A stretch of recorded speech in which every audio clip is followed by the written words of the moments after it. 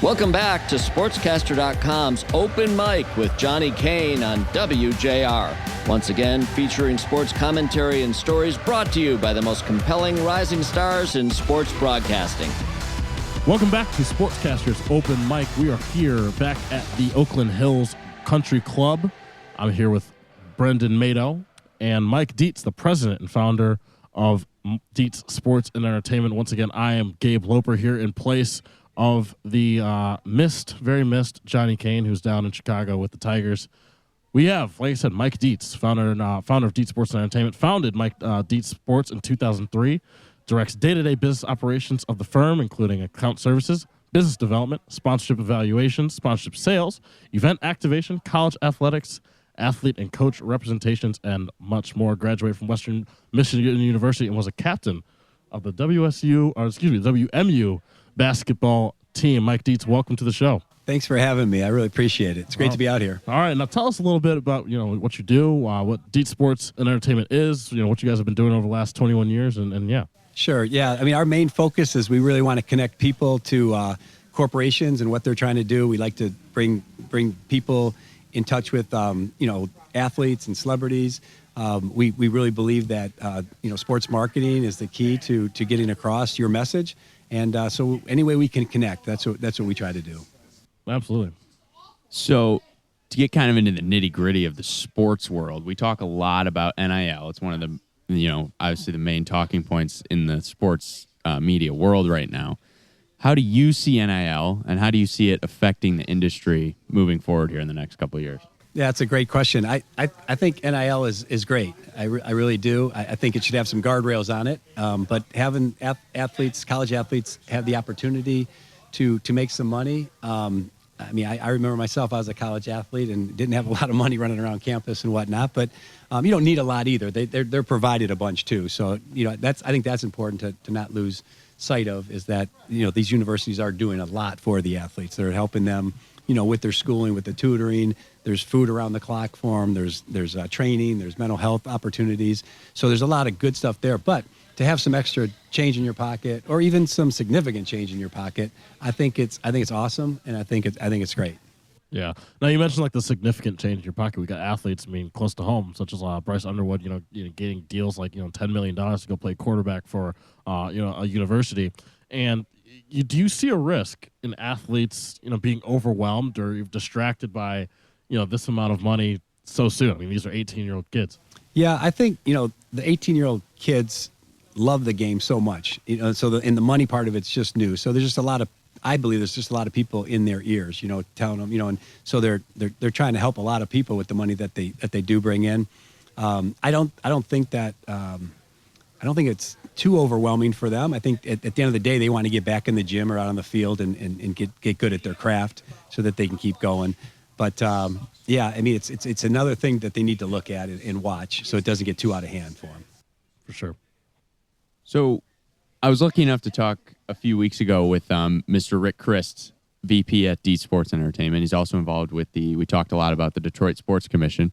Can you kind of talk about how Dietz Sports partners with the Sports Commission? Sure. Yeah, sure. So Rick and I are both very fortunate and proud to be members of the board of the Detroit Sports Commission.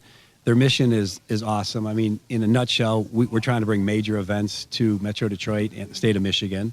So we're constantly trying to network with all the different governing bodies, whether it's the Big Ten or the NCAA, and just trying to explain to them that Detroit is the place where you need to host your big events. And there's no reason that, if you need a Midwest solution, we believe that Detroit is the best option. And we like to carry the Detroit Sports Commission flag everywhere and tell people. And then, when we do host things like the NFL draft, we like to come through with what we promised, and everybody wins. So that's our main focus is to just bring these major events to our town.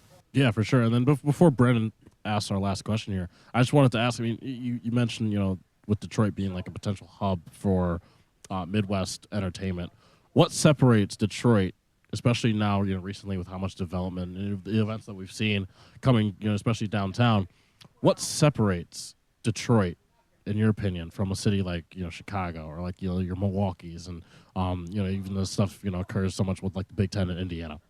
Well, those are all great cities as well. But I think, having all four of your major sports teams play together downtown, totally connected with an unbelievable Detroit Athletic Club in the background, and then you see events like the Sports Commission runs and operates now in the I Ran the D, and you have 5,500 sports fans coming down and running or walking their 5K for a hoodie that has all four team logos on it. There's just a lot of pride in our city. I think, you get to some of these bigger cities, there's other things going on.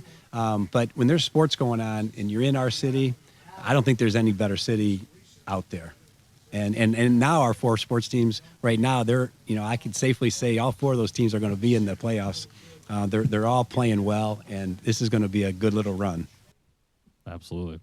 Well, last question for you.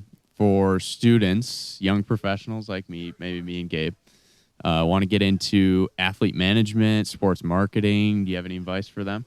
Yeah, I do. The most important thing is to try to network. I know that's hard, but you'd be surprised at how many people are in the sports and entertainment industry that do take time to try to mentor, the younger kids and just try to, get them out to events so they can see things.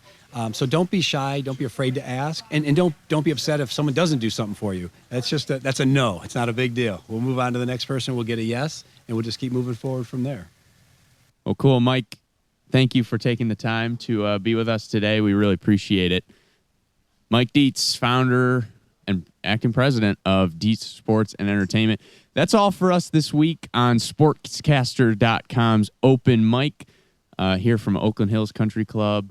Tune in every Wednesday. You can catch us at 8 o'clock on WJR 760 with Johnny Kane and all of our sportscasters. Thank you for listening. We'll see you guys soon. If you are interested in being a part of the SportsCaster family, you can be, and it's really easy to get started. Just log on to SportsCaster.com. From there, you sign up with your email, create your own page, and once you've done that, you can upload any stories or commentaries that you've done that you'd like to share. There's no cost associated to be part of the SportsCaster family. It's simply a network for aspiring young broadcasters to have a platform and a space where you can be seen and you can be heard. Maybe your story could end up on this show, Open Mic. Log on to SportsCaster.com and get started today.